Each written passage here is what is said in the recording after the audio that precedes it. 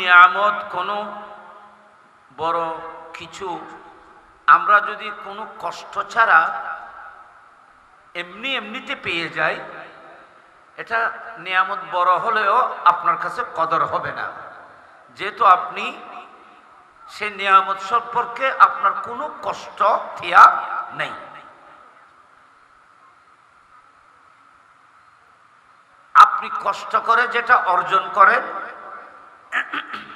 এটার প্রতি আপনার খুব শ্রদ্ধা থাকবে, দরদ থাকবে, আর যেটা আপনি মুফত পেয়েছেন এটার কদর থাকবে না। এটা একটা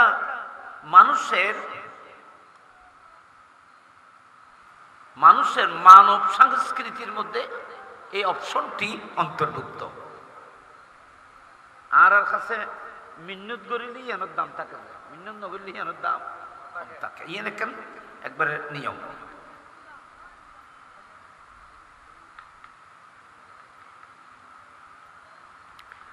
কষ্ট করে একজন মানুষ একজোড়া মানে জুতা কিনেছেন, সুন্দর 2000-2500 টাকা দাম দিয়ে সে জুতা কিনেছে। জুতার মধ্যে যদি বালু হয়, ময়লা হয়, সে একটি কাপড় দিয়ে জুতা মুছতেছে। তো ওনার পরিবার, ওনার মুরব্বী, ওনার মা বা বাবা বলতেছে, আব্বু তুমি যেটা দিয়ে তোমার জুতাকে মুছতেছ এটা আমি অনেক টাকা দিয়ে চাদর খরিদ করেছিলাম।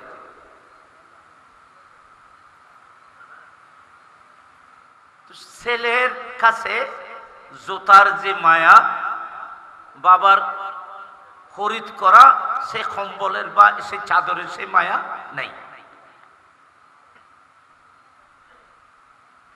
ঘটনা কি? ঘটনা হলো যে যেই বস্তুকে কষ্ট করে অর্জন করে সেই বস্তুর প্রতি মানুষের মহব্বত থাকে, আর যেটা মুফত পায় এটার কদর এত সহজে বুঝতে পারে না। এখন ঠিক আছে না? ঠিক আছে।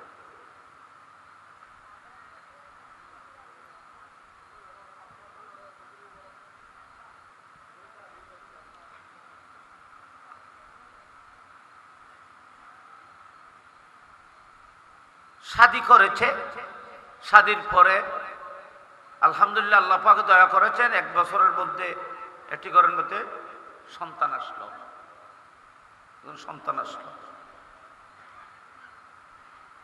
এই সন্তানটি মা বাবার কাছে যেভাবে প্রিয় হয়, আদরের হয়, তার চাইতে বেশি আদরের হয় যদি সন্তান 10 বছর পরে পায়। সন্তানের জন্য যদি কান্নাকাটি করে, 1 বছর যায়, 2 বছর যায়, 3 বছর ছেলে সন্তান হচ্ছে না, 5-10 বছর পরে সন্তান যখন পায় তখন সেই সন্তানের মায়া আর মহব্বত, আদর কদর অনেক বেশি হয়।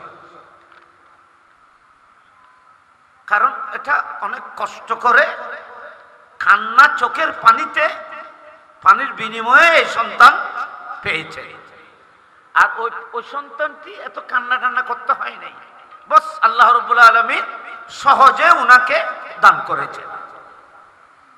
ইয়ের স্বাভাবিক দেখা যায় না, আর দেখি আমি গতকাল পরশু ফুটিয়ার যারা মধ্যে একটা খতমে বুখারী মোনাজাত গিয়েছি, এবার বহুত দিন পর্যন্ত হাঁদের যে ওগো ফল্লাই বাচ্চা নোমর।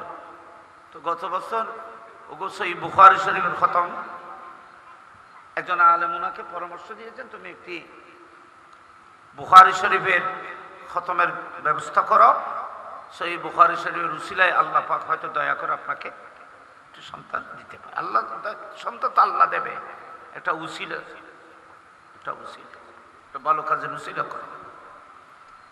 দেখেন আল্লাহ রকম অনেক বছর পরে সে আলমের পরামর্শে খতমে বুখারী শরীফ পড়াইলেন। 1 বছরের মাথায় আল্লাহ পাক ওনাকে একটি পুত্র সন্তান দিলেন। আমি সন্তান বাচ্চা বানাই জারিটার দেখলেন, তো উনি এই সন্তানটি পেয়ে এত বেশি খুশি হয়েছেন সন্তানের আকিকায় অনেক গরু জবে করে খানা পানির ব্যবস্থার পাশাপাশি উনি বলতেছেন যে বুখারী শরীফের খতমের উসিলায় আল্লাহ আমাকে এ সন্তান দিয়েছে, আমি পেয়েছি, আল্লাহ দয়া করেছেন, আমি ওনার আকিকার মধ্যে আবার খতমে বুখারী পড়াবো। গেলাম, দেখিলাম, জানিলাম যে এনে বলছি। আপনারা বলেন, একটি স্বাভাবিক সন্তান আসলে হয়তো এতগুলো কোরবানি হতো না, হয়তো 2টি ছাগল জবে করে কোরবানি আকিকা করত, নয়তো বেশি হলে খুশি হয়ে মা বাপ তৌফিক আসি হিসেবে গরু ছাগল জবে করে একটা মেজবানের ব্যবস্থা করবে। কিন্তু উনি এত আনন্দ, আবার সহিহ বুখারী শরীফের অনুষ্ঠান, সে সহিহ বুখারী শরীফের অনুষ্ঠানের জন্য শুধু প্রায় 2 লক্ষ টাকার মতো শুধু বুখারী শরীফের জন্য বাজেট করতে হয়েছে। এই ধরনের স্পিরিট ওনার মাঝে পয়দা হওয়ার পিছনে কারণ হলো সে অনেক কষ্ট করে সন্তান পেয়েছে, চোখের পানির বিনিময়ে পেয়েছে। কথাটি আমি বুঝাইতে পেরেছি। আজকে রসুল পাকের মিলাদ শরীফ নিয়ে কত কথা বলতেছে মানুষ।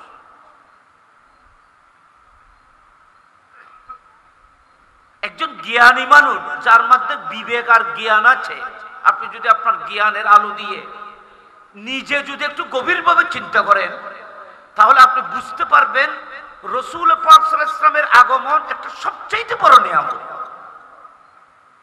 রসুল পাকের আগমন উম্মতের জন্য, আমাদের জন্য সবচেয়ে বড় নিয়ামত, ঠিক না? এনে কথা না কোন, কারণ রসুল পাক যদি না হতো, সৃষ্টি না হলে তো কিচ্ছু হতো না, এটা তো সকলে জানে। রসুল পাকের সৃষ্টি যদি না হতো তাহলে কিচ্ছু হতো না। কিন্তু নবী যদি পৃথিবীতে না আসতেন, আপনি রোজা কোথায় পেতে? আপনি মসজিদ কোথায় পেতে?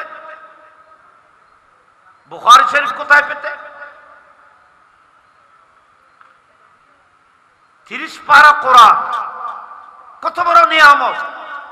আপনারা বলেন তো, এই 30 পারা কোরআন এটা কি ডাইরেক্ট আমাদের উপরে এসেছে, না কোন পাহাড়ের উপরে এসেছে, না মুস্তাফার সিনের মধ্যে এসেছে? রসুল পাকের সিনের মধ্যে এসেছে। মাঝখানে কোরআন শরীফ আসমান থেকে লৌহে মাহফুজ থেকে নাযিল হওয়ার ক্ষেত্রে মাঝখানে যদি রসুল পাক না থাকতো, নবীর সিনে পাক যদি সহ্য না করত, তাহলে কোরআন শরীফ পাহাড়ে নাযিল করলেও পাহাড় মোমের মতো গলে যেত।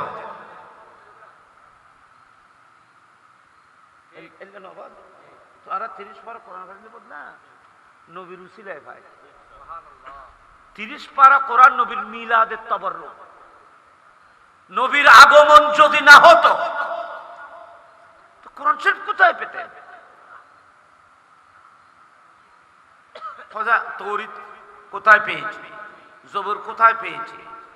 ইনজিল কোথায় পেয়েছি? হ্যাঁ, তৌরাত, জবুর, ইনজিল যে সিস্টেমে পেয়েছেন, সেই সিস্টেমে যদি কোরআন আসতো, এই 14 বছরে কোরআন থাকতো না, এটা বাইবেল হয়ে যেত, বিকৃত হয়ে যেত। আজ এই তৌরাত কিতাব দাও আছে না, তোরা কথা খেয়াল করো, ইন নবুজির যে আরা ফলায় করেছি। আজ মিলাদুন নবী, এই মিলাদুন নবীকে নিয়ে কত কথা। এটা তো একটু চিন্তা করলেও তো আপনি বুঝতে পারবেন, যিনি না হলে আমরা কেউ হতাম না, যিনি না হলে সূর্য, চন্দ্র, হাওয়া, বাতাস, কায়নাত, বিশ্ব কিচ্ছু অস্তিত্বের মধ্যে আসতো না। সেই রসুল পাক কত বড় নিয়ামত। সেই নবীর আগমনে খুশি হওয়ার জন্য বলতে হবে, নাকি এটা নিজের অন্তরের, দিলের, নিজের স্পিরিট থাকতে হবে? নিজের ভিতরে স্পিরিট থাকলে, এটার মূল্যায়ন থাকলে আপনাকে কেউ দলিল দিয়ে খুশি করতে বলতে হবে না, আপনার জ্ঞান আপনাকে বলবে। 10 বছর বাদ অঙ্ক বাচ্চা 10 বছর 15 বছর বাদে 5 বছর বাদে খান্তি বাচ্চা অনর ফর দিয়ে রে মা বাবার খন করিব না খুশিও ও তোমার তো 27 বছর বাদ অঙ্ক বাচ্চা তুমি এখানে আনন্দ এখানে খুশি নই তারিখে এখানে খুশিও না কিছু খাবো না এ খন করিব না নাইবে তৌফিক মোতাবেক খুশি হবে মানুষকে তৌফিক মোতাবেক যদ্দুর পারে তদ্দুর পর্যন্ত খুশি উদযাপন করবে খাওয়াবে যদ্দুর পারে কমপক্ষে খাওয়ানোর মতো তৌফিক না থাকলেও মাঠে ময়দানে সবাইকে বলবে ভাই আল্লাহ আমাকে বড় নিয়ামত দিয়েছেন 7 বছর পরে আল্লাহ আমাকে আমার ঘরের মধ্যে একটি ফুটফুটে সন্তান দান করেছেন কমপক্ষে বাজারে রাস্তায় মসজিদত যারে লোক পাইয়েন এলান হইলেও করিব কই বইল আমি অনেক জায়গার মধ্যে বলেছি ইমিনার শিক্ষিত জ্ঞানী মানুষ হঠাৎ কি খামাসেছে মুরব্বী হয় যেন ফলে গরম পড়ে যায় বহুত খামাসেছে উস্তাদে হইতো না ছাত্রত্ব গরম করে যায় বহুত খাজাসেছে পিসাব কইতো না মুরিদি করে বুঝায়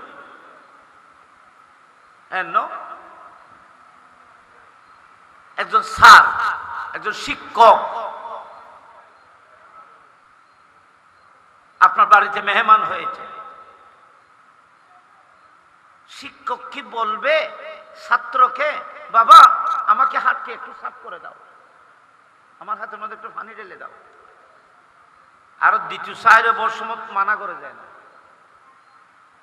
কোন স্যার কি বলবে আমার হাতে হাতটা ধুয়ে দাও স্যার বলবে না স্যারের হাত ছাত্র নিজের পক্ষ থেকে ধুয়ে দিতে হবে এটা বলার জিনিস না এটা করার জিনিস উস্তাদের জুতাগুলোকে ঠিক করে দিলেন আপনার পীর ও মুর্শিদের জুতাকে ঠিক করে দিলেন আপনার মায়ের জুতাকে আপনি মা পরার জন্য ঠিক করে দিলেন মা সন্তানকে বলবে না তুমি আমার জুতা ঠিক করে দাও বরং সন্তান হলে সে সন্তান মায়ের আদব সম্পর্কে বুঝলে সে নিজের পক্ষ থেকে জুতা ঠিক করে দেবে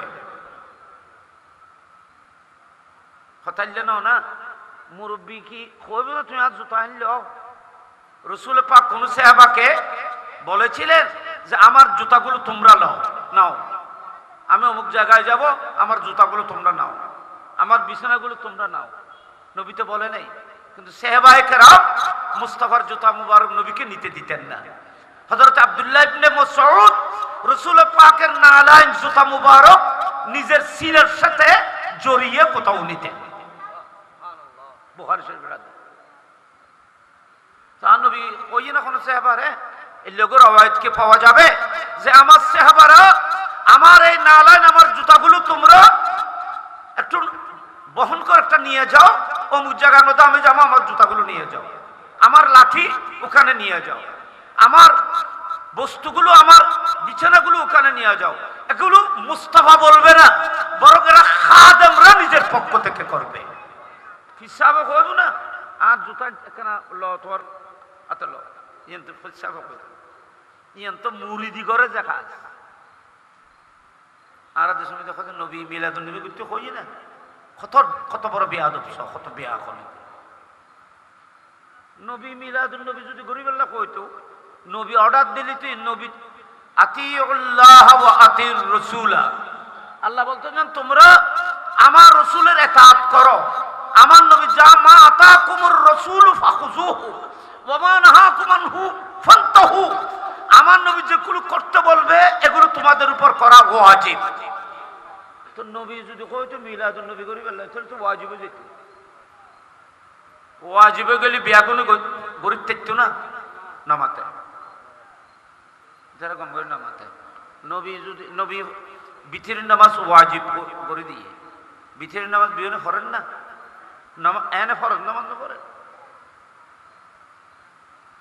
ওয়াজিব তরক করলে কবিরা গুনাহ ওয়াজিব তরক করলে কি হয় কবিরা গুনাহ তো কবিরা গুনাহ হইলে ইবে অপরাধ করলে শাস্তিযোগ্য অপরাধ। কবিরা গুনার কারণে আপনাকে জাহান্নামে জ্বলতে হবে, শাস্তি পেতে হবে। তো রসুল পাকের মিলাদ করার যদি নির্দেশ দিতেন তাহলে তো মিলাদুন নবী করে ওয়াজিব হয়ে যেত। ওয়াজিব তরক করলে তো আপনার শাস্তি হতো। আমার নবী বলতেছেন, আমার আগমন তোমাদের শাস্তির জন্য নয়, আমার আগমন তো আমার কারণে যেন কোনো উম্মতের আযাব যেন না হয়। আর এটা তো রাসূল পাক সাল্লাল্লাহু আলাইহি ওয়াসাল্লাম নির্দেশ দেওয়ার বস্তু না। তোমরা আমার মিলাদ করবে, আমার জন্য গরু ছাগল জবাই করবে, আমার জন্য আনন্দ করবে, এটা যদি নবী বলতেন তাহলে দুশমনরা বলতো নবী নিজের ডঙ্কা বাজানোর জন্য, নিজকে প্রতিষ্ঠা করার জন্য, নিজের তারিফ প্রশংসা করার জন্য এগুলো করেছে। শত্রু তো লাগা আছে, আছে না নাই? শত্রু নো আছে তো শত্রু কি হইতো?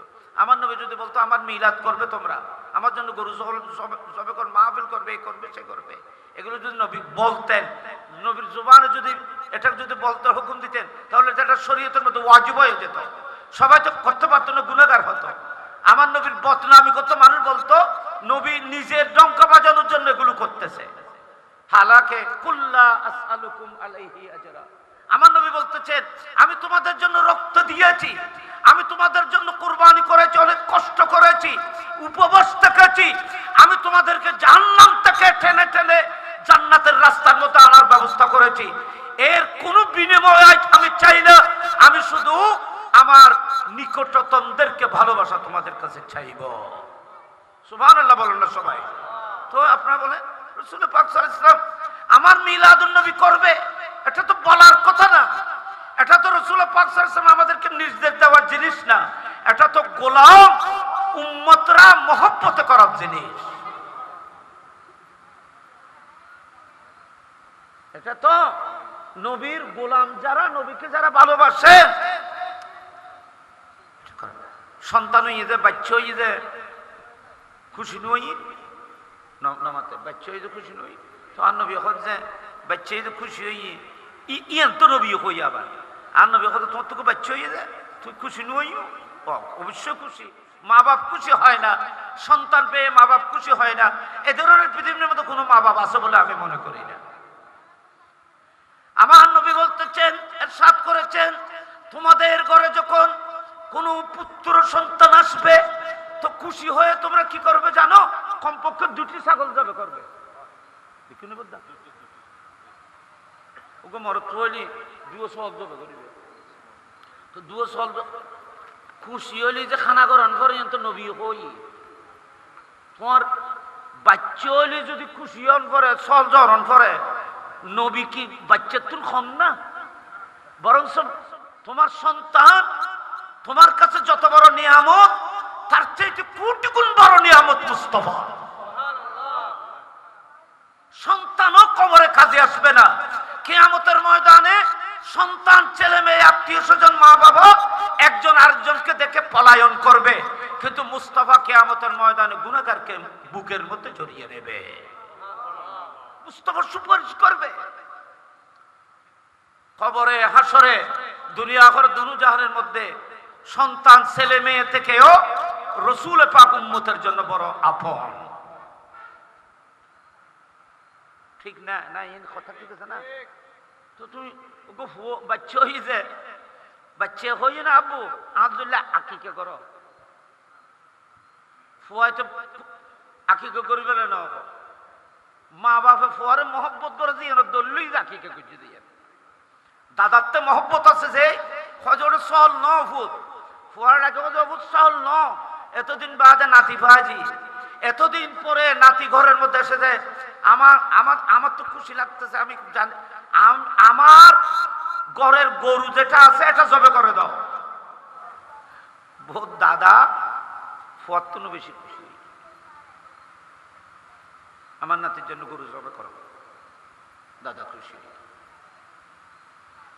বাচ্চা এসেছে খুশি খুদ্া রবিউল আউয়াল শরীফ খুদ্া মিদ্দি খুদ্া মিদ্দি গো একখানে 12টা আছে খুদ্া মিদ্দি হজে হজে এই রবিউল আউয়াল শরীফ ওই নবী পৃথিবীর তো শিবান্নি, যেই নবী না হলে তুমি তোমার সন্তান পেতে না। তোমরা তোমাদের ছেলে মেয়েদেরকে পেতে না।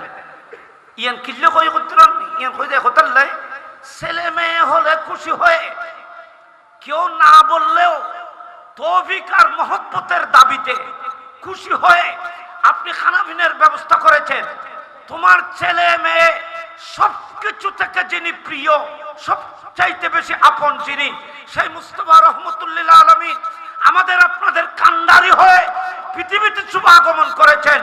নবীর জন্য কি করতে হবে দেখো, এটা বলা হয়েছে।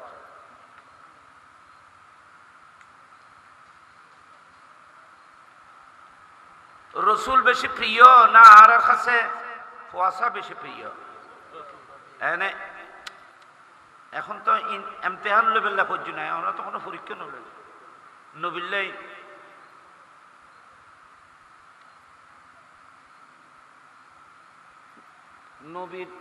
নবী বেশি ইমানদারের কাছে। ইমানদার, ইমানদার কি হইলেন? ইমানদার মানে কি? ইমান মানে কি? ইমান মানে রসুল। ইমানদার মানে যিনি রসুলওয়ালা, নবীকে যারা অন্তরে স্থান দিয়েছেন। রসুল পাক বড় নিয়ামত না আপনার ছেলে মেয়ে? রসুল পাক ইন আয় হলেন যে না কোরআনে কি? কোরআনে কর লা তাজিদু কওমান ইউমিনুনা বিল্লাহি ওয়াল ইয়াউমিল আখির ইউআদুনা মান হাদ্দাল্লাহ ওয়া রাসূলাহু ওয়ালাউ কানু আবাআহুম আও আবনাহুম আও ইখওয়ানাহুম আও আশীরাতাহুম উলাইকা কাতাবা ফি কুলুবিহিমুল ঈমান ওয়া আইয়াদাহুম বিরূহিম মিনহু ওয়া ইউদখিলুহুম জান্নাতিন তাজরি মিন তাহতিহাল আনহার খালিদিন ফিহা রাদিয়াল্লাহু আনহুম ওয়া রাদু আন উলাইকা হিজবুল্লাহ আলা ইন্না হিজবাল্লাহি হুমুল মুফলিহুন। ইমির কি হই যায় কোরআনে খোঁজে, আল্লাহর কোরআনে খোঁজে যারা আল্লাহ এবং রসুলের আখিরাতের ঈমান আছে, অর্থাৎ যে ব্যক্তি মুমিন কখনো নিজের ছেলে হলেও, নিজের বাবা হলেও, নিজের ভাই হলেও, নিজের আত্মীয় স্বজন কোনো রিলেটিভ নেইবার হলেও তাদের মহব্বতকে তারা কখনো অগ্রাধিকার দেবে না ঈমানের উপরে।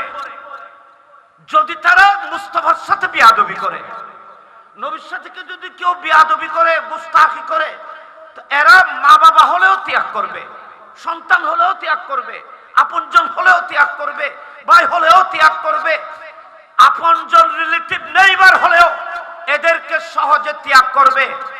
নবী এবং আল্লাহ রসুলের যারা দুশমন, সীমা লঙ্ঘন করে, এদের সাথে ইমানদারের সাথে কোনোদিন দুস্তি মহব্বত হতে পারে না। এটা কোরআন। আর তর্জমা করে যদি ভুল হয় ওনা ছেড়ে করতে পারবে।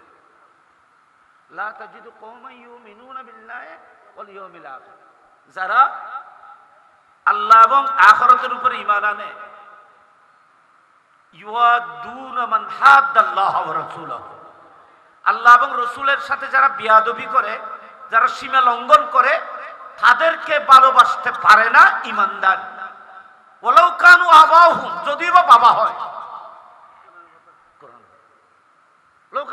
আও আবনাহুম, যদি বা ছেলে সন্তান হয়, আও ইখওয়ানাহুম, এটা আলেমুল আছে কি, আও ইখওয়ান, যদি বা আপন ভাই হয়, উনি কমপ্লিট আপন ভাই, ওন ব্রাদার।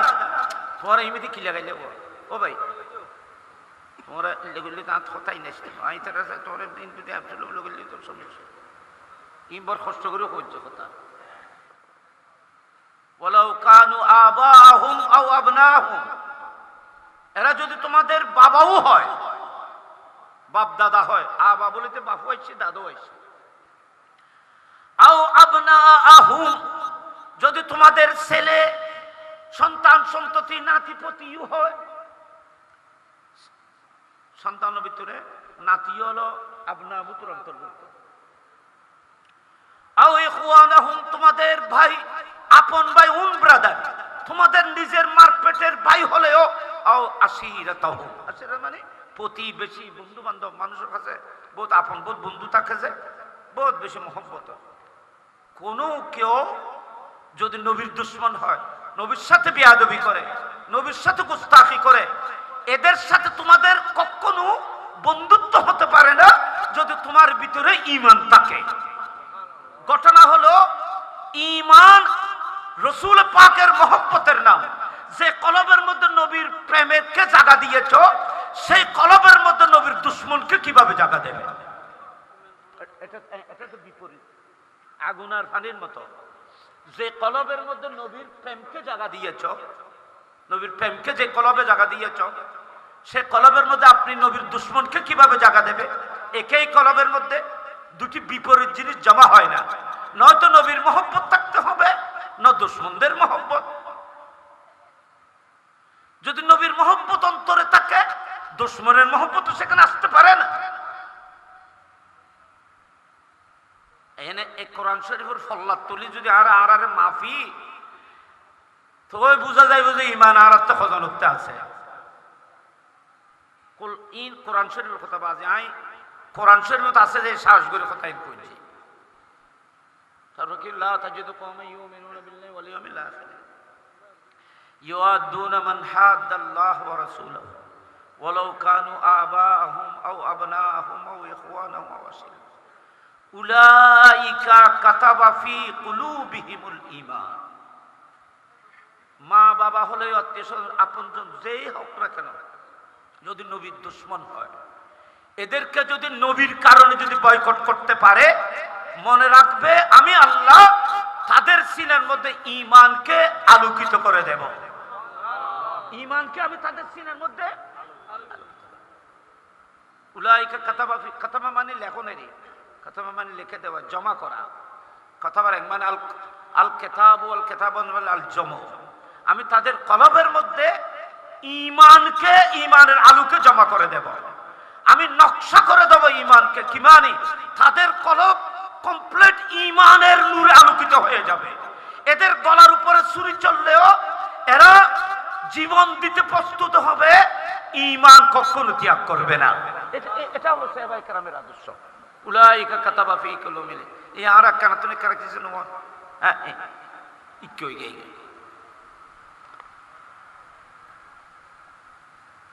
রাসূল পাকের শানে কত গুস্তাখি, কত বেয়াদবি, নবীর শানের মধ্যে গুস্তাখি। আমার নবীকে বলেছে কেউ, এটা বলেছে নবী দোষে গুণে রক্তে মাংসে গড়া আমাদের মতো মাটির মানুষ।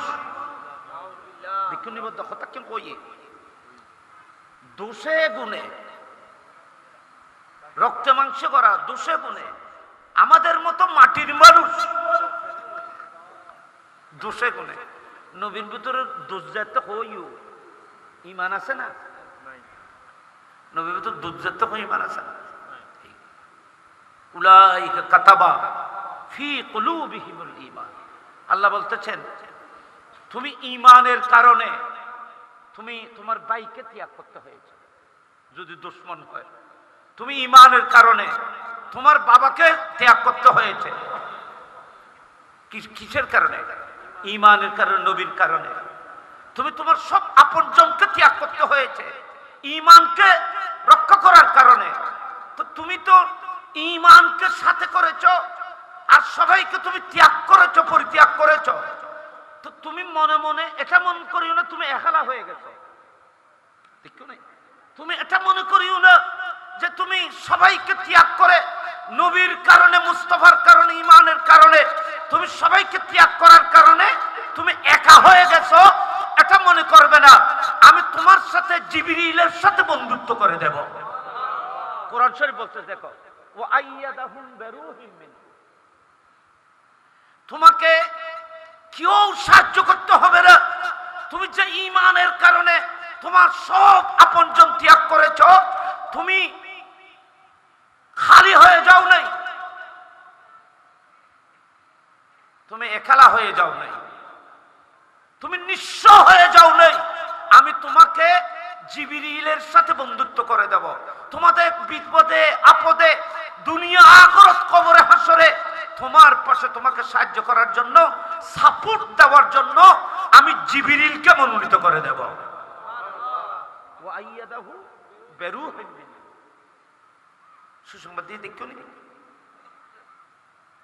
তারপর কি ওয়ায়ুদখিলুহুম জান্নাতিন তাজরি মিন তাহতিহাল আনহার, এবং আমি তোমার জন্য ওই জান্নাতের গ্যারান্টি দিলাম যে জান্নাতের নিচে আমি নাহার জারি করেছি।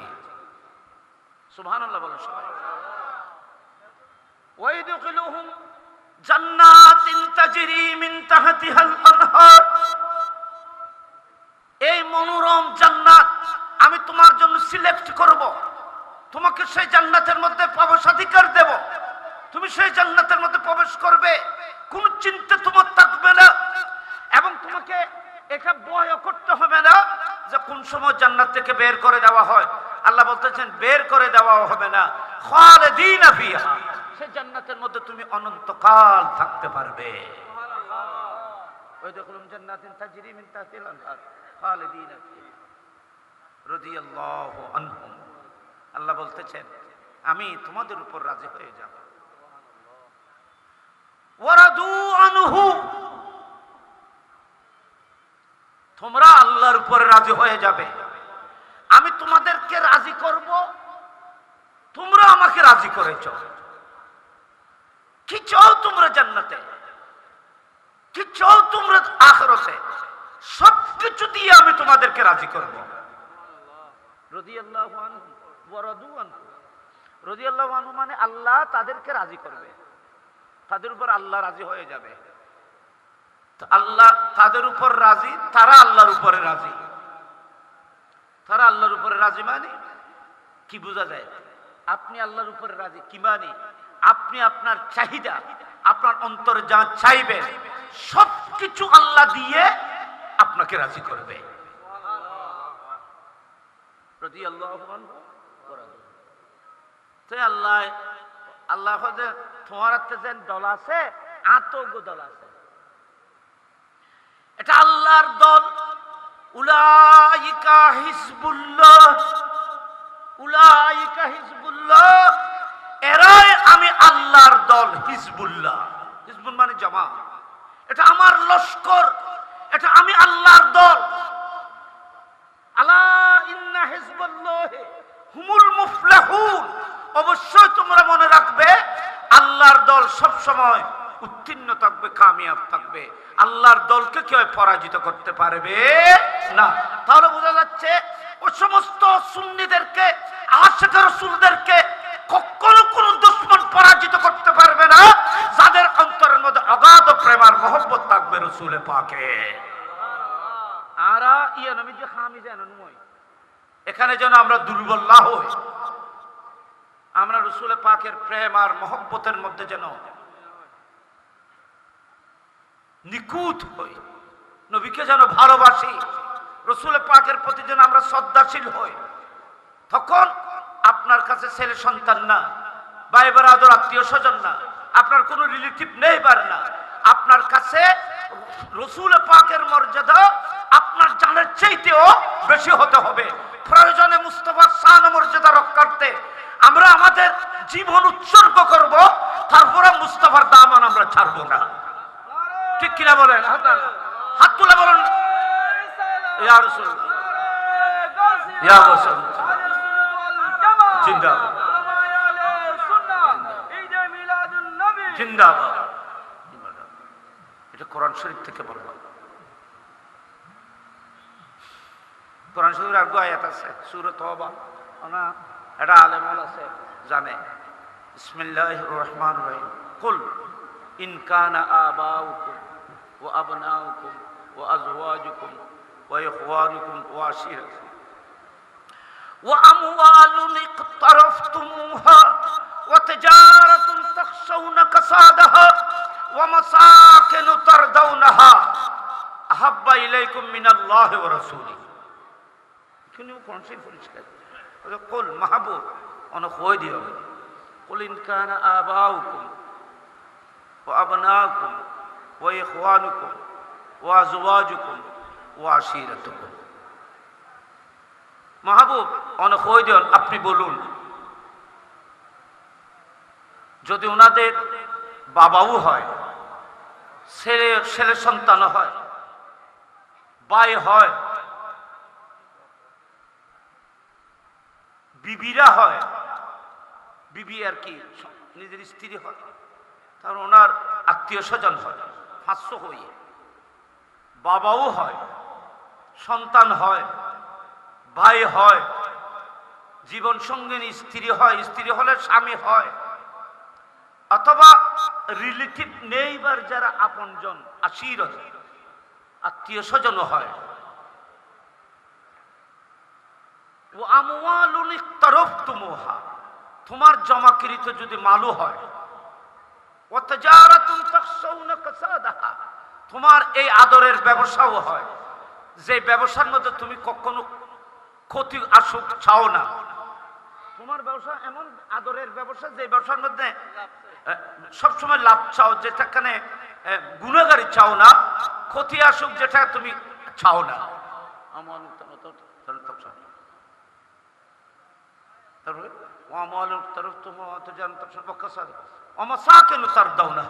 তুমি অট্টালিকা ঘর করেছ, সুন্দর বিল্ডিং করেছ, যে ঘরটি তোমার কাছে অনেক বড় বড় প্রিয়, এই ধরনের যদি ঘর হয় তাহলে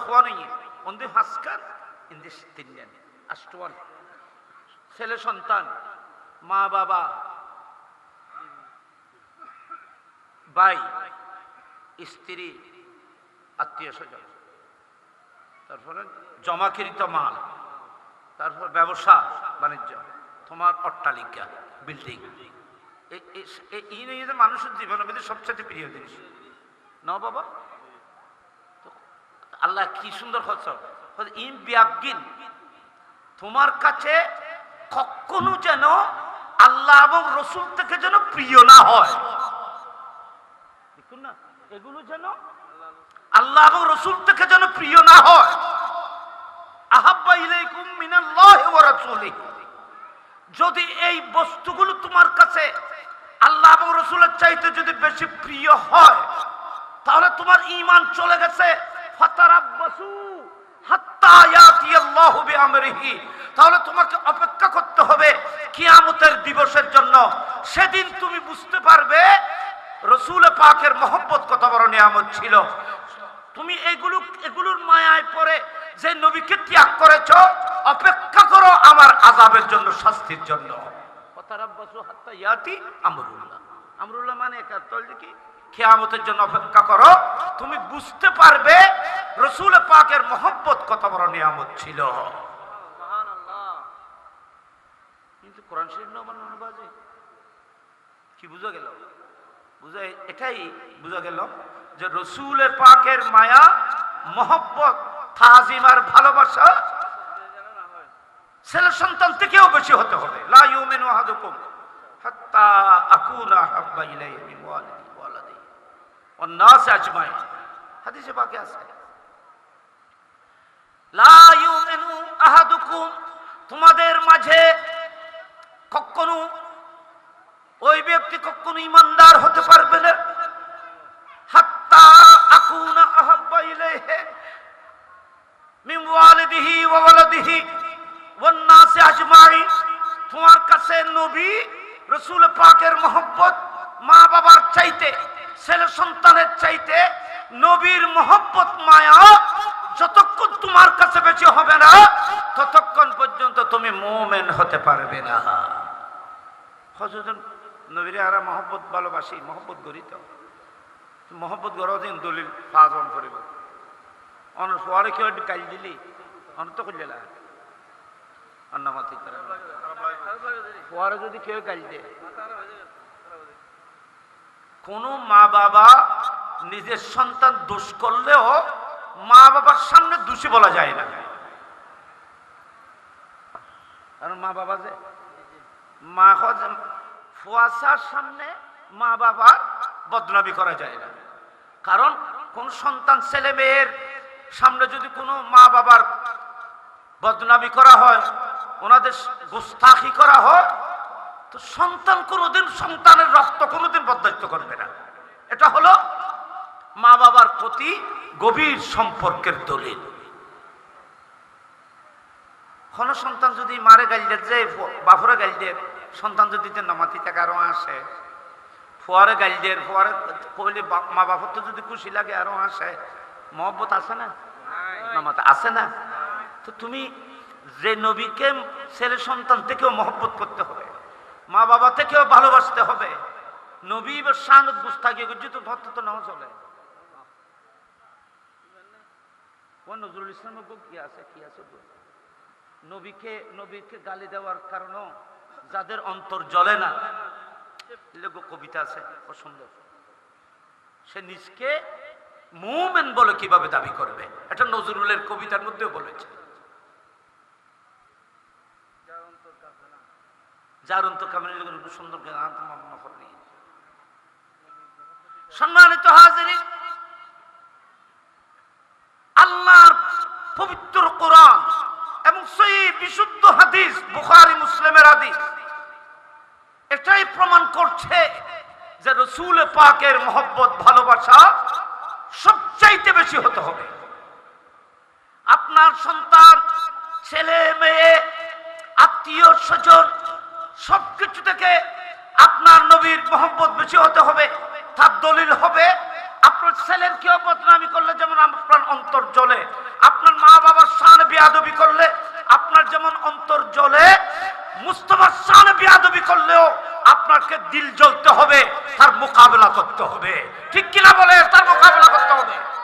এটাই হলো ঈমানের দলিল, এটাই হলো ঈমানের দলিল। মাশাআল্লাহ, এটাই হলো ঈমানের দলিল। যদি আপনার অন্তর না জ্বলে, রাসূল পাকের শানে বেয়াদবি চলতেছে, গুস্তাখি চলতেছে, আঘাত চলতেছে, আপনার দিল যদি না জ্বলে তাহলে আপনি আপনাকে কোনোদিন মুমিন বলতে পারেন না। এটা আমার কথা না, কোরআনের ফয়সালা, এটা আল্লাহর কোরআনের ফয়সালা। এবার তো আমি আজ যেটা বলেছি, আমি সন্তান ছেলে মেয়ের কথা বললাম। আরেকটি হাদিস আছে, লা ইউমিনু আহাদুকুম হাত্তা কুনা হাব্বা ইলাইহি মিন ওয়ালিদি ওয়ালাদিহি ওয়ান নাস ওয়া মিন নফসিহি। লা ইউমিনু আহাদুকুম হাত্তা কুনা আহাব্বা ইলাইহি মিন নফসিহি।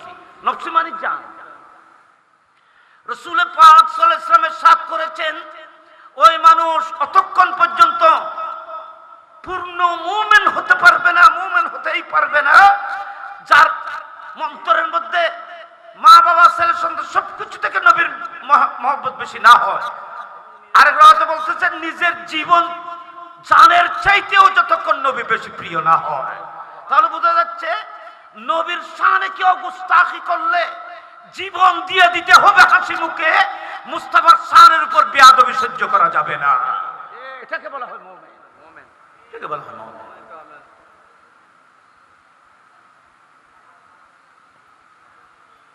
দুঃখজনক কি পরিস্থিতিতে আমরা এখন এসেছি, কত দুঃখজনক।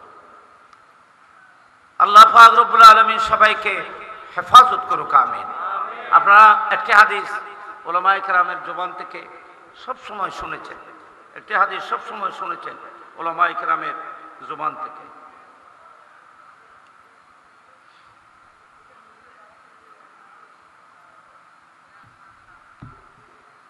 সেটা হলো রাসূল পাক সাল্লাল্লাহু আলাইহি ওয়াসাল্লাম নবীর খেদমতে হযরত সাইয়্যিদানা ওমর ইবনুল খাত্তাব ওমর ইবনুল খাত্তাব বলেছেন, এসে বলতেছেন, ইয়া রাসূলুল্লাহ ইয়া রাসূল, আমি আপনাকে ভালোবাসি। আমার ছেলে থেকে, আমার আত্মীয় স্বজন থেকে, ভাই বেরাদর থেকে, আমার মহব্বতের যত মানুষ আছে সকলের চাইতে আমি আপনাকে ভালোবাসি। তো আমার নবী বললেন, ওমর তুমি এখনো মুমিন হও নাই কেন? ওমরের মতো ব্যক্তিকে রাসূল পাক বলতেছে, তুমি যদি ঈমানদার হতে চাও, তোমার ছেলে সন্তান আত্মীয় স্বজন না, তোমার জানের চাইতেও নবীকে ভালোবাসতে হবে। হুজুর আমি এতদিন অনুভব করতে পারিনি, আজকে আপনাকে সাক্ষী করে বলতেছি, আপনাকে আমি আমার জীবনের চাইতেও বেশি মহব্বত করি। আমার নবী বললেন, আল আন ইয়া উমরু, আল আন আল আন উমরু ইয়া উমর, আল আন। এ উমর, এখন তুমি মুমিন হয়েছ, এখন তুমি পুক্ত পরিপূর্ণ ঈমানদার হয়েছ, যেহেতু তুমি রসুল পাককে তোমার জীবনের চাইতে বেশি মহব্বত করেছ। এনে খালি কলমা বললি লা ইলাহা ইল্লাল্লাহ মুহাম্মাদুর রাসূলুল্লাহ, মুমিন কি ইল্লে না? এই প্রশ্ন নেই। মুমিন হওয়ার জন্য কলমার সে নূর আপনার এখানে জ্বলতে হবে। গরমের দি ওয়ারিং টোয়ারিং ব্যাগে লাগাইও, বল টলও লাগাইও। গরমের দি ওয়ারিংটি উন্নত মানের ওয়ারিং জোর তেল তার অন্য লাগাইও। আপনার ঘরের মধ্যে আলু আসবে? আসবে না। কতক্ষণ? যতক্ষণ পর্যন্ত আপনি কারেন্টের সাথে কানেকশন না হয়। আপনার ঘরকে দামি দামি তার দিয়ে যদি আপনি ওয়ারিং করেন, ওখানে যদি দামি দামি লাইট ব্যবস্থা করেন, আপনার ঘরের মধ্যে কখনো আলো জ্বলবে না যতক্ষণ কানেকশন না হয়। উম্মতের কলবের সাথে ঈমানের আলো আপনার কলবে ওই সময় ধরবে, জ্বলবে যদি মুস্তাফার সাথে প্রেমের কানেকশন হয়। আল্লাহ বেগুনের কবুল করো, আমিন। খন বড় করে আর কেন বড় করে খন আমিন। তাহলে বোঝা যায় নিজের মা বাবা এমনকি নিজের জীবনের চাইতেও রসুল পাক বেশি মায়ার মহব্বতের হতে হবে। ঠিক না বাবা? ঠিক আছে না? ঠিক আছে না? তার কারণ কি আপনারা প্রশ্ন করতে পারেন। তার কারণ হলো যেখানে আপনার মা কাজে আসবে না সেখানে রসুল আসবে। যেখানে আপনার ছেলে সন্তান কাজে আসবে না সেখানে রসুল আপনার পাশে দাঁড়াবে। যেখানে আপনার এই আপনজন যেখানে কোনো কাজে আসবে না সেখানে রসুল পাক কাজে আসবে। কিয়ামতের ময়দানে আপনার এই জান যেদিন আপনার গুণের কারণে আসামি হয়ে যাবে, এই জানকে গুণের কারণে যখন জাহান্নামের দিকে নিয়ে যাওয়া হবে, আপনাকে আপনার জান সহ অ্যারেস্ট করা হবে, সেদিন আপনার জানও আপনাকে কিছু করতে পারবে না। সেদিন মুস্তাফা আল্লাহর আদালতে দাঁড়িয়ে আপনার জন্য সুপারিশ করে জান্নাতে নেওয়ার ব্যবস্থা করবে। সেজন্য জানের চাইতেও রাসূল পাক সাল্লাল্লাহু আলাইহি ওয়াসাল্লাম বেশি আপন। নবী পাক সাল্লাল্লাহু আলাইহি ওয়াসাল্লামের মতো নবীর আগমনের চাইতে আর এর চাইতে বড় কোনো নিয়ামত আছে না। তাহলে কইলাম যে নবী যদি না আসতেন, আজ যারা মিলাদুন নবীর বেদাত হয় এ হয় সে হয়, ইতারা কোনোদিন চিন্তা করি চাইনি, অনক্ষরে চিন্তা করি আর একখানে চিন্তা করি কি রসুল পাক যদি না আসতো 6666 আয়াত 30 পারা কোরআন আজকে সামনে পেয়েছেন। একটি আয়াত পৃথিবীর মধ্যে কোনো শক্তি নেই একটি আয়াত জিবরিল থেকে নেওয়ার মতো। জিবরিল তো কোরআন শরীফ আয়াত নেওয়ার মতো শক্তি পৃথিবীর মধ্যে কারো কাছে ছিল না। তাহলে বোঝা যাচ্ছে 30 পারা কোরআন আজকে যে নিয়ামত আমরা পেয়েছি, কোরআন তেলাওয়াত করতেছি, কোরআন নিয়ে ফখর করতেছ, কোরআনের আলো ঘরে ঘরে আলো বলতেছ, মিলাদুন নবীকে বিদ্যাঙ্গুল দেখিয়ে সেই কোরআনের প্রতিটি আয়াত মুস্তাফার মিলাদের কথা বলতেছে। বড় করে বলুন সুবহানাল্লাহ। মিলাদের কথা বলতেছে, সে কোরআনের প্রত্যেকটি আয়াত মুস্তাফার মিলাদের কথা বলতেছে। কোরআনের প্রত্যেকটি আয়াত বলতেছে নবীর যদি আগমন না হতো আমি কোরআন পৃথিবীতে আসতে পারতাম না।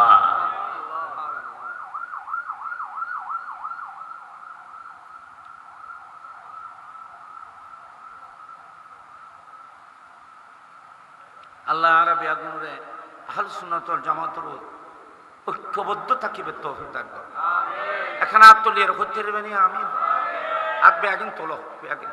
নারে তাকবীর, নারে রিসালাত, নারে গাউসিয়া, আহলে সুন্নাত ওয়াল জামাত জিন্দাবাদ। হাজার নাজার নবী, কামলিওয়ালা নবী, হায়াতুন নবী। রাসূল পাক সাল্লাল্লাহু আলাইহি ওয়াসাল্লাম আমাদের কাছে সবচাইতে বড় নিয়ামত। সব নিয়ামত একটি নিয়ামতকে কেন্দ্র করে পেয়েছি। তিনি না হলে কোন নিয়ামতের সূচনাই হতো না, সৃষ্টিও হতো না। কোন নিয়ামত পৃথিবীতে আসা তো দূরের কথা, কোনো কিছু সৃষ্টিও হতো না যে নবী না হলে। নবী মারা ফায়জি ইয়ান আল্লাহ খুশি করে বললে কম পড়িব না।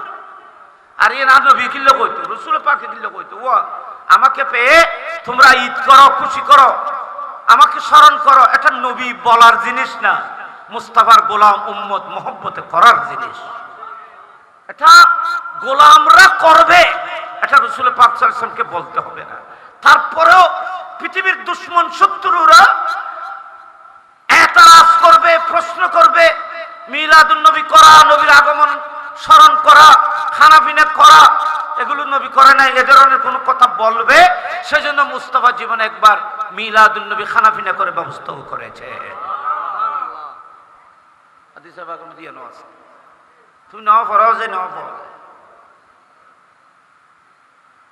আমি এই কথাটি বলে আমার আলোচনা শেষ করব।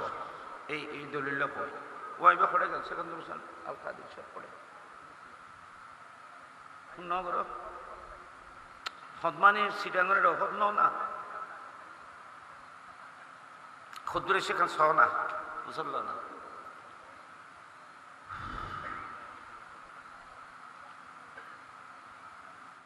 পক্ষে আমার নবীর দাদা যান হযরতে খাজা আব্দুল মুত্তালিব রাসূল পাক সাল্লাল্লাহু আলাইহি ওয়াসাল্লামের পক্ষ থেকে আকিকা করেছেন। কি করেছেন? এখানে মশলাও খেয়াল করবে, কি করেছে? কনে গুজি দাদাই গুজি, দাদাই কিন্তু বললো যেহেতু আমার নবীর আব্বা যান তিনি মায়ের গর্ভে থাকতেই বাবা যান ইন্তেকাল করেছেন। হুজুর সাল্লাল্লাহু আলাইহি ওয়াসাল্লাম আব্বা যান খাজা আব্দুল্লাহ মক্কা মদিনায় পাক ইন্তেকাল করেছেন। মদিনায় পাকের মধ্যে হুজুরের আব্বা জানের কবর আছে মদিনা রওজায়ে পাকের পাশে জান্নাতুল বকির মাঝখানে, এখানে ওনার কবর আছে, ছিল। এখন তো এটা বোঝা মুশকিল। তো আকিকা কে করেছেন? দাদা যান কয়েকটি উট জবে করে মক্কা শরীফের বড় বড় সম্মানিত মানুষদেরকে দাওয়াত করেছিলেন, এখানে ইনভাইট করেছিলেন। দাদা দেখুন নবীর আগমনে খুশি হইয়ে রে দাদায় 7 দিনের দিন গরু জড়াইয়ের খানা পিনা করছি। তখন তো মিলাদুন নবী করে নাই, নাতিলে খুশি করছে যে এত তো ইবেছেন নবী তো খাজা আব্দুল মুত্তালিবি ওনারা এক হিসেবে বলতেও পারে। আমি কথা এদিকে বাড়াইতে গেলাম, আবার এটা হবে না, কারণ রসুল পাক সাল্লাল্লাহু আলাইহি ওয়াসাল্লাম উনি যে পৃথিবীতে আসবেন, খাজা আব্দুল মুত্তালিব, এগুলো অনেকগুলো স্বপ্ন এবং বাস্তব কিছু ঘটনার কারণে মা আমেনার রেহেম থেকে যে সন্তানটি পৃথিবীতে আসবে, উনি যে একজন সম্মানী হবে, গোটা পৃথিবী উনার প্রশংসা করবে, এটা আব্দুল মুত্তালিব উনি আসার আগে জেনে ফেলেছেন। আচ্ছা এখানে দলিল এটা আছে, এটা হাদিস। তো 7 দিনের মাথায় আকিকা করলেন। দাদা বাবা তো নেই, দাদা আকিকা করলেন। অনেক খানা পিনার ইন্তজাম করেছেন, সেই সময়ের মধ্যে ভালো খানা পিনার ব্যবস্থা করেছেন। মক্কার বড় বড় সম্মানী মানুষদেরকে ওনার ঘরের মধ্যে দাওয়াত করেছেন। তো সবাই খানা খেতে যখন আসলো, সবাই বড় বড় সম্মানী মানুষ এসেছে, বলতেছে আপনার নাতির নাম কি রেখেছ? নাতির নাম কি রেখেছ? তখন উনি বলতেছেন কলা, তারা হয়তো কলু মাজা সাম্মাইতা, কি নাম রেখেছ? কলা সাম্মাইতু মুহাম্মাদা সাল্লাল্লাহু আলাইহি ওয়াসাল্লাম, আমি ওনার নাম মুহাম্মদ রেখেছি। কথার খেয়াল করো, আমি উনার নাম মুহাম্মদ রেখেছি। তো বিয়াগুলো খোঁজে মোহাম্মদ খোঁজ, তুই তারা তো আরবি বুঝে, মক্কাবাসীরা আরবি বুঝে, খোঁজে মোহাম্মদ এই ধরনের নাম তো গোটা মক্কা শরীফে কাহারও নাই, এবং আপনার বংশের মধ্যেও কাহারও নাই, মোহাম্মদ নেই। তুমি বংশীয় ধারাবাহিকতা নামের যে একটা সিস্টেমের ধারাবাহিকতা, তার বিপরীতে একটি বিপরীত হঠাৎ করে আগে পিছের সাথে মক্কার সাথে মিল নেই, এ ধরনের একটি নাম এই নাতির, আপনার নাতির কেন রেখেছ মোহাম্মদ?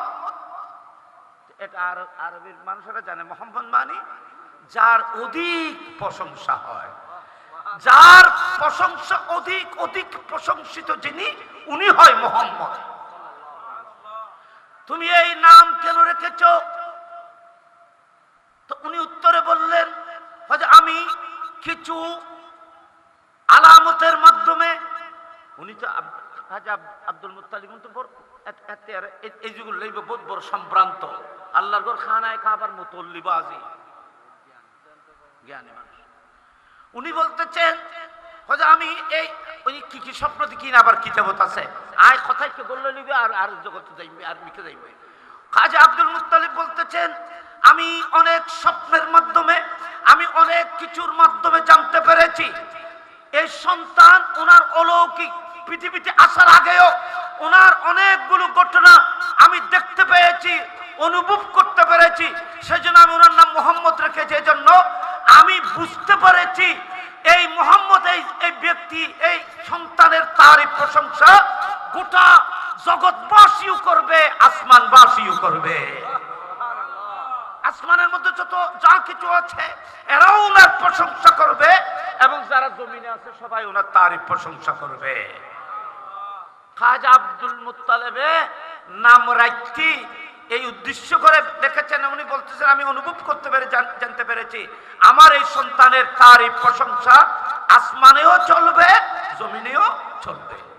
নবীর তারিফ চলে দিন তো নবীর নামে হয়, আর আমরা দেশের মধ্যে বহু মানুষ নবীর তারিফ শুনতে পারে না, নবীর প্রশংসা শুনতে পারে না। নবীর নাম মোহাম্মদ কেন? মোহাম্মদ মানে আল্লাযী ইউহমাদু বাদা হামদিন বাদা হামদিন। মোহাম্মদ ওই জাতের নাম, ওই মহান ব্যক্তির নাম মোহাম্মদ হয় যে সর্বগুণে গুণান্বিত হয়, যেই ফুলের মধ্যে কোনো আঁশ থাকে না, যেই ফুলের মধ্যে শুধু সুগন্ধি থাকে, কমালিয়ত থাকে, সেই মোহাম্মদ যার তারিফ প্রশংসা চলতেছে, চলেছিল, চলতে থাকবে। এবারে হচ্ছে মোহাম্মদ তারিফ নুলি বা মোহাম্মদ না, মোহাম্মদ হজও তো এবারে জীবের তারিফ চলতেছে, চলতে থাকবে। বিক্ষু নেই খোদা মোহাম্মদ নাম রাখতেছে। হযরতে মা আমিনা রাদিয়াল্লাহু তাআলা আনহা বলতেছেন, হাদিসে পাক বলতেছেন, আমি যখন অন্তঃসত্ত্বা হলাম আমি অনুভব করতে পারি নাই আমি যে গর্ভবতী মা হয়েছি। সুবহানাল্লাহ, বড় করিয়ে যে মানুষের একজন মহিলা মা হলে আলামত আছে, সে তার ওজন বাড়বে, সন্তানের ওজনের পাশাপাশি তার ওজন বাড়বে। হযরত রাসূল পাক যত মাস বাড়তেছে তখন আমার ওজন কমতেছে, উল্টো, কারণ মুস্তাফার জিসমে পাক নূর। সুবহানাল্লাহ, বড় করে এখানে ওজন নেই, কষ্ট হয় নাই মায়ের। মা আমেনা খাতুন, এগুলো বললাম অনেক লম্বা আলোচনা। হযরতে মা আমেনা খাতুন রাদিয়াল্লাহু তাআলা বলছেন, আমি 9 মাস আমার এই সন্তানকে গর্ভে ধারণ করেছি। এই 9 মাসের মধ্যে আমি বিখ্যাত 9 জন নবীকে আমার ঘরে তশরীফ এনেছিলেন। হযরতে আদম আলাইহিস সালাম থেকে শুরু করে 9 জন নবী আমার ঘরে তশরীফ এনেছেন, এবং এরা এসে বলতেছেন, আমেনা তোমাকে মুবারকবাদ দিতে এসেছি, সুসংবাদ দিতে এসেছি। তুমি জানো কাকে গর্ভে ধারণ করেছো? দু জাহানের বাদশাকে গর্ভে ধারণ করেছো, এই উম্মতের নবীকে তুমি গর্ভে ধারণ করেছো। ইয়ার দ্বারা বোঝা যাচ্ছে রাসূল এবং মার গর্ভত্যাগী নবী। তুমি এই উম্মতের নবীকে গর্ভের মধ্যে রেখেছো, দু জাহানের সুলতান বাদশাকে রেখেছো। অনেক ধন্যবাদ, মুবারকবাদ তোমাকে। নবীরা এসে সুসংবাদ দিয়েছেন, নবীর আগমনের সুসংবাদ নবীরা দিচ্ছিলেন। সুবহানাল্লাহ না কইবেন বড় করে?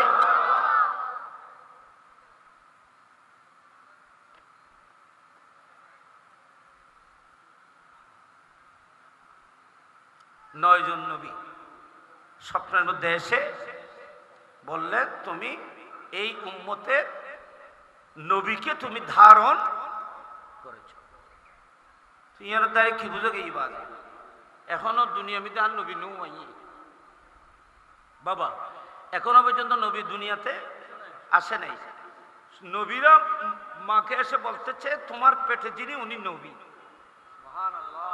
তো আমাদের দেশে কিছু বন্ড মৌলবী জাহেল বলতেছে আমাদের নবী নাকি 40 বছর পরে নবী। তো নবী যদি 40 বছর পরে নবী হয়, এই হাদিসটা গলত হয়ে যাবে।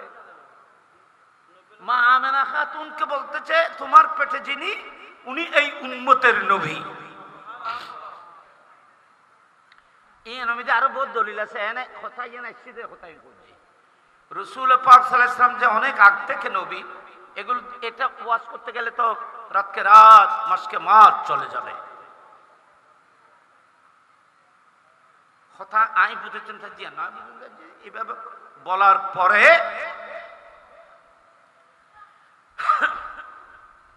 হযরতে মা আমেনা খাতুন রাদিয়াল্লাহু তাআলা আনহাকে ফেরেশতাদের মাধ্যমে ইলহামের মাধ্যমে মাকে বলা হলো, এ আমেনা, যখন এই সন্তান পৃথিবীতে আসবে, যখন এই মুহাম্মদ পৃথিবীতে আসবে, তখন তোমার আগের মানুষের পরিবারের কোন নামের সাথে মিলিয়ে নাম রাখবে না, বরং উনার নাম আল্লাহ বলতেছে আমেনা উনার নাম মুহাম্মদ রাখবে। মার কাছে ওহির মাধ্যমে ইলহামের মাধ্যমে মা আমেনার কাছে ওহি এসেছে, এই সন্তান প্রসবিত হলে দুনিয়ায় আসলে তার নাম কি রাখবে? দেখো নি ওই আল্লাহ হইলে তো এর বানাইতে হইলে মোহাম্মদ বানাই এই নামিয়ে না দে মোহাম্মদ ইয়ান কি নামিয়েন মারো রাখতো না নামাতে মারো হয়ে কি ইবে যদি পৃথিবী তাই তাহলে নাম রাখবে তখন না মোহাম্মদ। হযরতে আমেনা খাতুন রাদিয়াল্লাহু তাআলা আনহা উনার নাম মোহাম্মদ রেখেছেন। উনি বলতেছেন আমার কাছে এটার এই ব্যাপারে ওহী আসলো, তাহলে বোঝা যাচ্ছে ওনার নাম পৃথিবীর কোন মানুষের পক্ষ থেকে হয় নাই, ওনার নাম আল্লাহর পক্ষ থেকে হয়েছে অলৌকিক ভাবে। সেজন্য আমার নবী বলেছেন আনা মুহাম্মদ আনা আহমদ আনাল আকিব আনাল হাশর। ইমাম নবী নিজের নাম বলেছেন, নিজের নামগুলো খুদ মুস্তাফা নিজের নামগুলো উচ্চারণ করেছেন। আমি মুহাম্মদ, আমি আহমদ, আমি আকিব, আমি হাশর।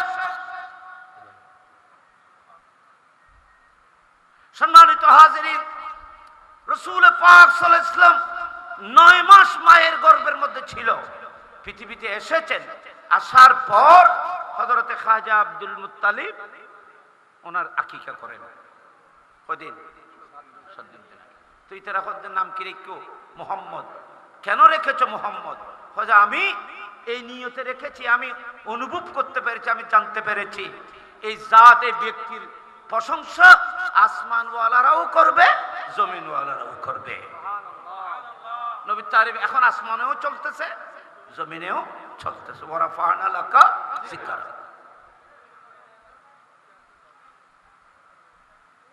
আসমানেও চলতেছে, জমিনেও চলতেছে। কথাটি মশলাটি গুরুত্বপূর্ণ। আপনারা বলেন এখানে একটা মশলা জানেন, সেটা হলো একজন মানুষের আকিকা 2 বার হয় না। একজন মানুষের আকিকা কি হয় না? 2 বার হয় না। আকিকা কয়বার হয়?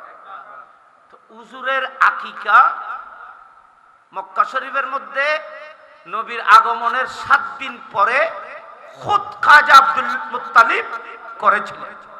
উট ওয়াগায়রা জবে করেছিলেন। তাহলে একজন মানুষের আকিকা 2 বার হয় না। এটা কে বলতেছে? এটা আমার কথা না। আমরা তো আল্লাহর সেই মহান জাত যারা আল্লাহর বড় পৃথিবী বিখ্যাত মুহাদ্দিস, এদের কথাগুলো আমরা নকল করি। আহলুস সুন্নাত ওয়াল জামাত উলামায়ে কেরাম বুজুর্গানে দ্বীনের কবুল মকবুল, যাদেরকে কবুল করা যায়, ওয়ার্ল্ড ফেমাস, গোটা বিশ্বে সমাদৃত মুহাদ্দিসিনদের রেফারেন্সে কথা বলে। আমি এই কথাগুলো যেটা বলতেছি এগুলো হযরতে আল্লামা জালালউদ্দিন সুয়ুতী রাহমাতুল্লাহ আলাইহির কথা। উনি একটি কিতাব লিখেছেন হুসনুল মকসদ ফি আমলিল মাওলিদ। আরব দেশের মধ্যে মিলাদুন নবী কিতাব নাই বলে হয়, কোন কি নাই বলে হয়। দুনিয়ার বিখ্যাত বিখ্যাত মুহাদ্দিস হলে নবীর মিলাদুরুদ বড় বড় কিতাব লিখি বাজি। আর জালালউদ্দিন সুয়ুতী কত বড় আলেম, কত বড় মুহাক্কিক, কত বড় ওলি, কত বড় আরেফ, কত বড় আশিকে রাসূল সবাই জানে। যিনি আমার নবীর ইন্তেকালের পরে প্রায় 1000 বছর পরে নবী ইন্তেকাল করেছেন, পর্দা করেছেন অনেক আগে।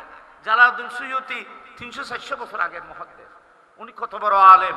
উনি বলতেছেন আমি আমার ঘরে যেখানে বসে আমি মুরাকাবা মুশাহিদা করতাম, যেখানে বসে নবীর হাদিস লিখতাম, সেখানে আমি কোনো জটিল কোনো হাদিসের সূত্রের উপরে, কোনো হাদিসের সেহেতের উপরে আমার যদি সন্দেহ হতো, তখন আমি সেই হাদিস লেখার সময় নবীর দিকে, মদিনা শরীফের দিকে মুতাওয়াজ্জা হতাম, খেয়াল করতাম। খুদ মুস্তাফা সশরীরে এসে আমাকে হাদিস ঠিক করে দিতে। নবী আয়ের সশরীরে আয়ের হাদিস ঠিক করে দিত। ইল্লে জালালউদ্দিন সুয়ুতী তিনি বলতেছেন আমি রাসূল পাককে আমার হুজরায় সশরীরে 22 বার তশরিফ আনতে দেখেছি। আবার ইয়ান নকল করে যে ওয়াহাবি হবে 22 বার যে রাসূল পাক সশরীরে জালালউদ্দিন সুয়ুতীর ঘরে তশরিফ এনেছেন, এটা রওয়ায়াত করেছেন, লিখেছেন ফয়জুল বারি শরহ সহিহ বুখারীতে আনোয়ার শাহ কাশ্মীরি। কিন্তু কিতাবত আছে, তুই ইনকার কেন করি?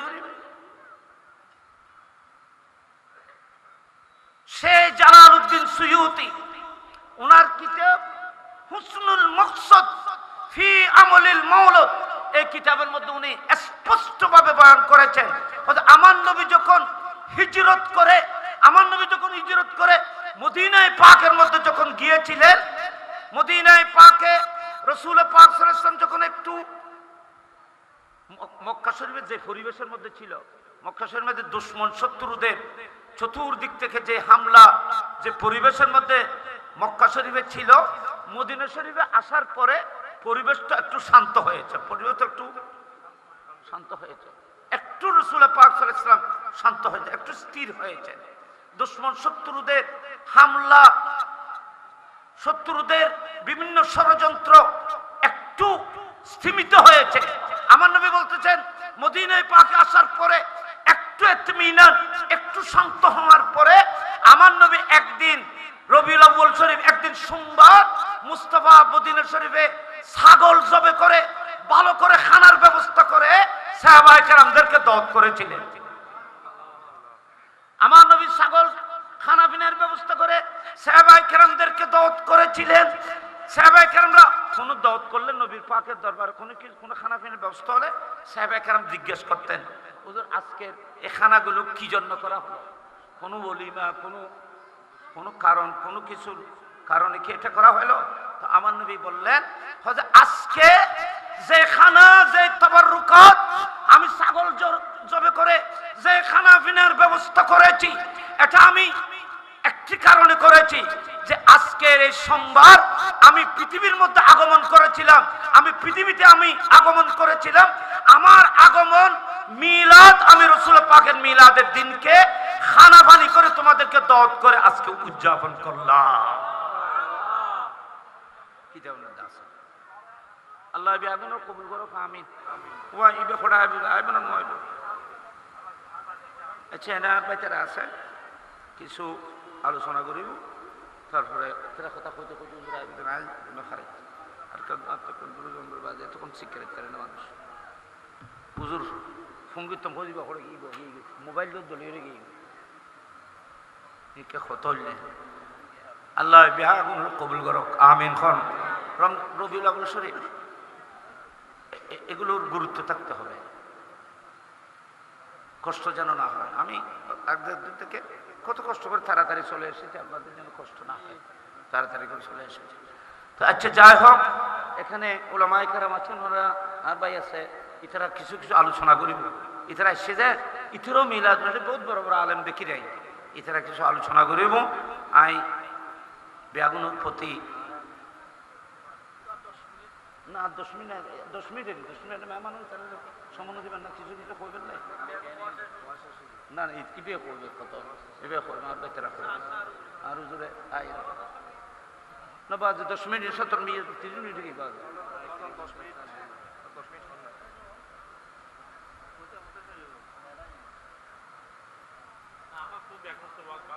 না, ভালো তো লাগে না, তো কষ্ট ভালো পারবো। প্রত্যেকটা জিনিস এখন নিয়ম আছে, সময় আছে, সময় ঠিকরাম। সম্মানিত হাজিরিন, আমি যে আয়াতে করিমা তেলাওয়াত করেছিলাম সেটার তর্জমাটি আমি পেশ করতেছি। হুজুর গায়ে কলম দেখে ফোন করি, এর কইতে কদ্দুর দেখছি।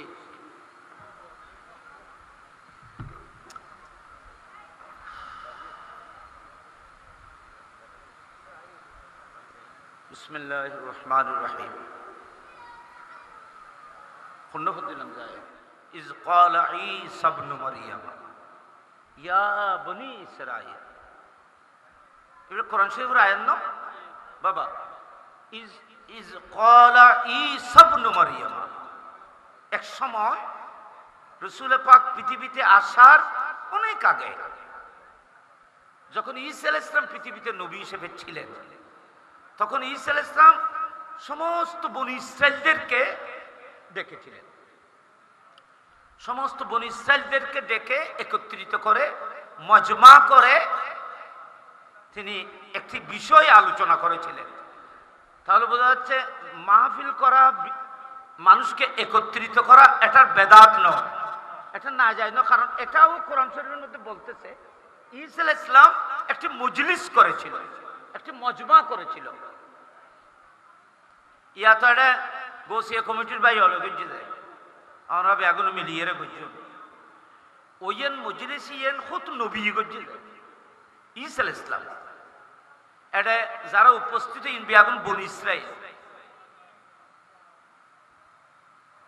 বনি ইসরাইল কিল্লে জমা করলু, যেহেতু এরা তৌরিত পড়েছে, তৌরিতের এলম ছিল, জবুরের এলম ছিল, আসমানি কিতাবের এলম আছিল। সেই আসমানি কিতাবের মধ্যে রাসূল পাকের প্রশংসা আছে, রাসূল পাক সাল্লাল্লাহু আলাইহি ওয়াসাল্লামের তারিফের প্রশংসা আছে, ওনার সম্পর্কে আলোচনা আছে। সেজন্য যারা আসমানি কিতাবের মধ্যে নবীর তারিফের প্রশংসা শুনেছেন, এরাই ওনার ওয়াজগুলো বুঝবে, তকরীর বুঝবে। সেজন্য তিনি বনি ইসরাইলদেরকে জমা করেছিলেন। আরেকখান কথা যে এই সময় মধ্যে বনি ইসরাইল যারা আহলে কিতাব, এরা জ্ঞানের আলোতে আলোকিত ছিল। সাধারণত একটা কথা সত্য, জ্ঞানী যেদিকে সাধারণ পাবলিক তো সেদিকে থাকবে। সেজন্য হযরতে সাইয়েদনা ঈসা রূহুল্লাহ আলাইহিস সালাম সমস্ত বনি ইসরাইলদেরকে ডেকে একত্রিত করে তাদেরকে একটা ওয়াজ করেছিলেন। আহা,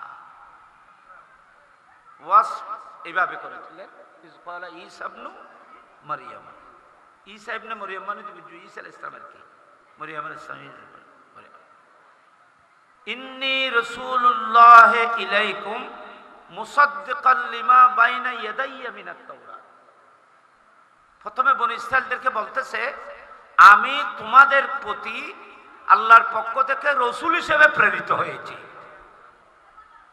ফইলেন নিজুর গান নিজে যে রসুল হিসেবে প্রেরিত, এই জিনিসটা জাতির কাছে কি করছি উপস্থাপন। তার কারণ এখানে একটা কথা মনে রাখবেন, নবুয়ত আর রিসালাতকে জাহির করতে হয়। নবুয়ত এবং রিসালাতকে প্রকাশ করা ওয়াজিব, আর বেলায়েতকে তরিকতকে গোপন করা ওয়াজিব। জিয়ানরে জাহের গরম দরকার আর আইয়ান বাদ দিই নি জিয়ান লুয়ে রাখন দরকার ইয়ানোর আর উল্টোই খাম তো আর সবচেয়ে উল্ডানোরে বেশি পছন্দ করে।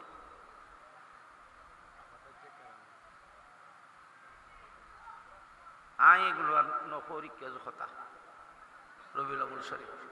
তো ঈসা আলাইহিস সালাম বলতেছে ইন্নী রাসূলুল্লাহ ইলাইকুম, আমি তোমাদের প্রতি রসুল হিসেবে প্রেরিত হয়েছি।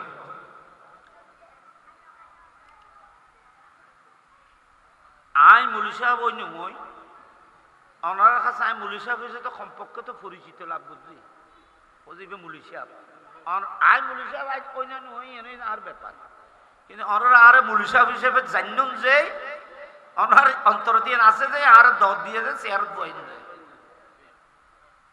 আয় কথা জিন করি ননে উনতে লাগুন যে মানতে লাগুন যে অনে আরে মুলি সাহেব খেয়াল করছুন যে যদি অনে আরে মুলি সাহেব এই না মানন তার কথার কোনো দাম হইব না কেউ কিন্তু অনে কই দিবে মুলি সাহেব নাই বের কোনো কই কই সেজন্য যে কোনো ইমাম জানে কেউ কেউ ইমাম ওনাকে প্রথমে আপনি ইমাম হিসেবে স্বীকৃতি দিতে হবে, তারপরে আপনার ইক্তেদা করবে। অনে যদি কোন যাইবে ইমামেই ন তইবে একটা কেন করিবে। সেজন্য কোনো মানুষের কথা মূল্যায়ন হওয়ার জন্য সেই মানুষটি আগে সৎ হতে হবে, সেই মানুষটি আপনার কাছে গ্রহণযোগ্য হতে হবে, তখন আপনার কথা ওনার কথা আপনার কাছে মূল্যায়ন হবে। সেজন্য ঈসা আলাইহিস সালাম বলতেছে আমি একটি গুরুত্বপূর্ণ ওয়াজ করার জন্য তোমাদেরকে এখানে জমা করেছি। আমার এই ওয়াজ তখন গুরুত্বপূর্ণ হবে যদি আমাকে রসুল হিসেবে স্বীকৃতি দাও, তখন আমার কথা এটা সাধারণ মানুষের কথা হবে না, একজন রসুলের ওয়াজ হবে। কথা বুঝো না যায় ওগো প্রফেসর এবার যদি সাধারণ মানুষ এবার কথা ফলো কিন্তু এবার যদি আমি অমুক কলেজ থেকে এইভাবে ডিগ্রি নিয়েছি তো ছাত্র লোক আর অমুক প্রফেসর স্যারে অমুক স্যারে কই সারে কই বলি এর আগে সারিবে ইতার কাছে এইভাবে পরিচিত হবে।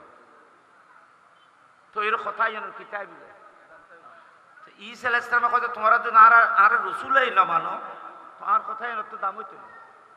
এক দুই নম্বর হলো ঈসা আলাইহিস সালাম এটা প্রমাণ করেছেন যে এই মজমা এই মাহফিল একজন সাধারণ মানুষ করে নাই, বরং একজন জলিলুল কদর নবী এই মজলিসটি এই বিষয়ের উপরে করেছিল। এটা যেন কোরআনে রেকর্ড হয়, কিয়ামত পর্যন্ত উম্মত যেন দলিল নিতে পারে। দেখুনি কথা কি কথা আছে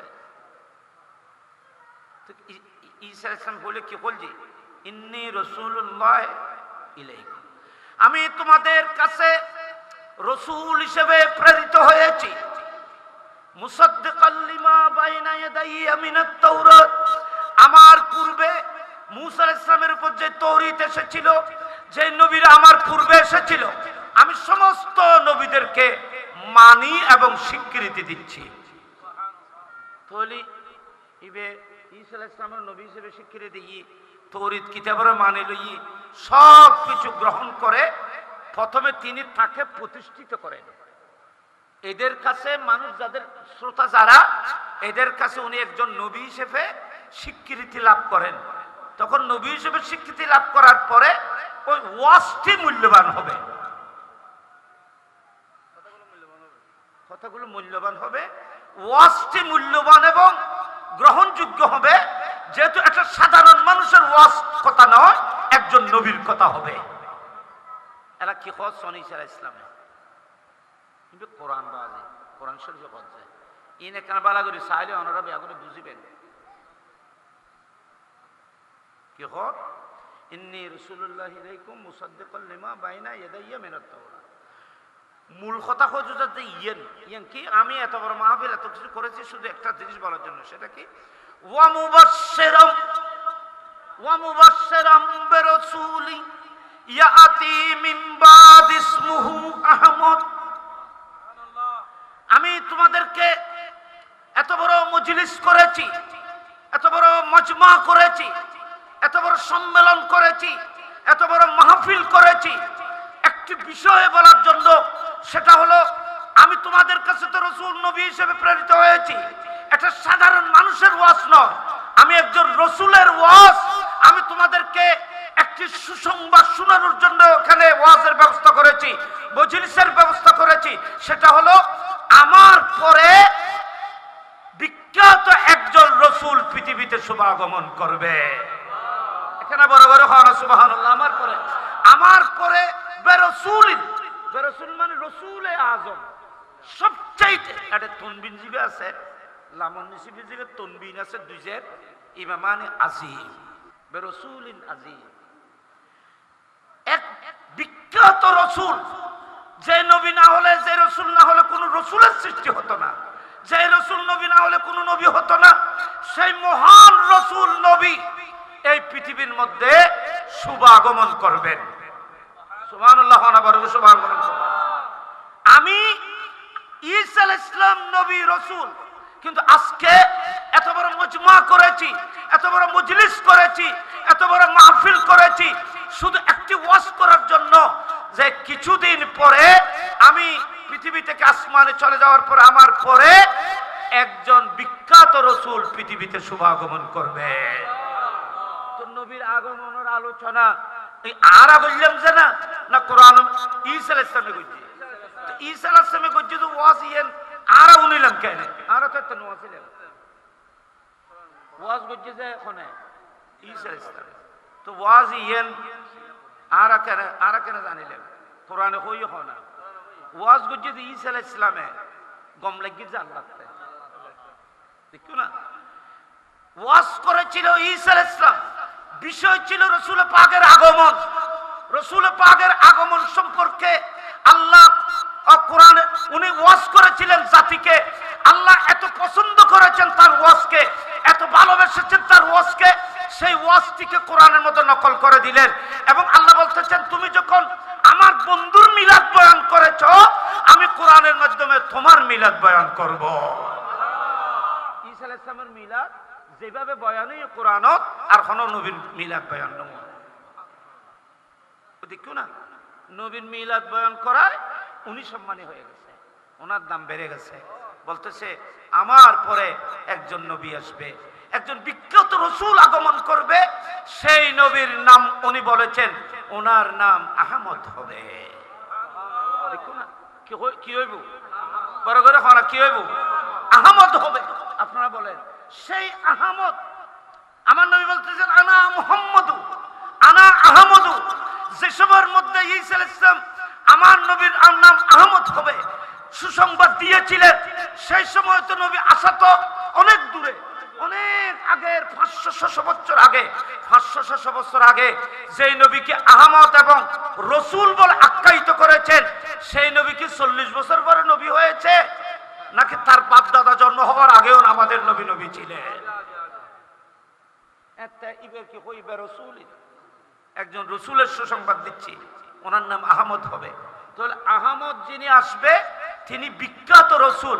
তাহলে বোঝা যাচ্ছে রসুলের পাক যখন পৃথিবীতে আসে নাই, যখন বাবার পৃষ্ঠেও আসে নাই, দাদা দাদার পরদাদার পৃষ্ঠে ছিল, তখনও আমাদের নবী আহমদ ছিল, মুহাম্মদ ছিল এবং শ্রেষ্ঠ রসুল হিসেবে আখ্যায়িত ছিল। যারা রসুলের পাককে 40 বছর পরে নবী হয়েছে বলেছে, তারা বেয়াদবি করেছে, কোরআন শরীফের উপর মিথ্যা আচরণ করেছে।